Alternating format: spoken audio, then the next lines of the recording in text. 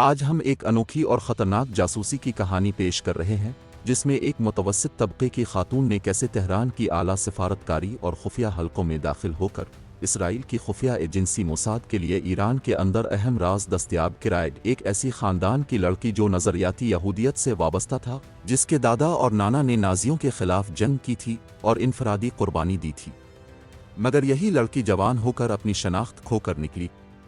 London میں اعلیٰ تعلیم حاصل کرنے والی، نفسیات اور مالیات میں ماسٹرز کرنے والی، ایک روشن ذہن، بعد ازاں نفسیاتی مشاورت کے دوران ایک یمنی مسلمان سے ازدواج کرتی اور سنی علماء کی نگرانی میں اسلام قبول کرتی۔ اسی دوران اس کا دائرہ زندگی بدلنے لگتا ہے۔ ایران واپسی پر وہ صحافتی دنیا میں قدم رکھتی ہے، پرو انقلاب قوتوں کے زیر اہتمام نیوز پلیٹ فارمز جیسے مشرقی نیوز اور تسنیم کے لیے تحریریں شائع کرتی ہے۔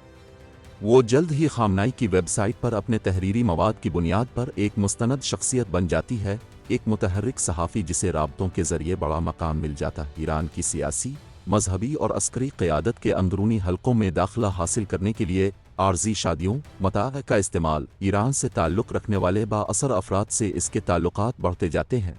اصلی شناخت چھپی رہتی ہے اور ہر ملاقات، چاہے وہ کانفرنس کمروں میں ہو یا رہائشی محفلوں میں، موساد کو خفیہ معلومات فراہم کرتی ہے۔ وہ خاموشی سے اعلیٰ سطح کے حاضرین میں میل جول بڑھاتی ہے۔ یہ سیکریٹری ہوں یا انقلاب گار فوج کے افسران، اس نے اپنے تحریری اور بصری ساکھ کی بنیاد پر درجہ بدرجہ اعتماد جیتا۔ اس کے ذریعے اسرائیل موسمی اور عملی بنیادوں پر حساس ڈیٹا حاصل کرتا ہے۔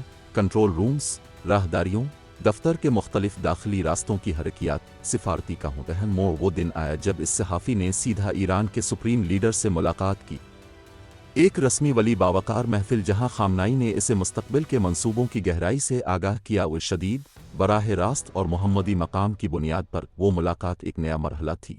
اب وہ صرف انٹیلیجنس نیٹ ورک نہیں، حقیقی معنی میں اوپر تک رسائی رکھتی تھی۔ یہ 5 برس تک جاری رہا، ایک صحافتی روپ میں پھیلنے والا جاسوسی پروجیکٹ۔ بحیثیت ایک شادی شدہ صحافی، وہ ایران سے مختصر فاصلوں پر سفر کرتی رہی، مگر اچانک اسے فروری 2022 میں ایران چھوڑنے پر مجبور کیا جاتا ہے۔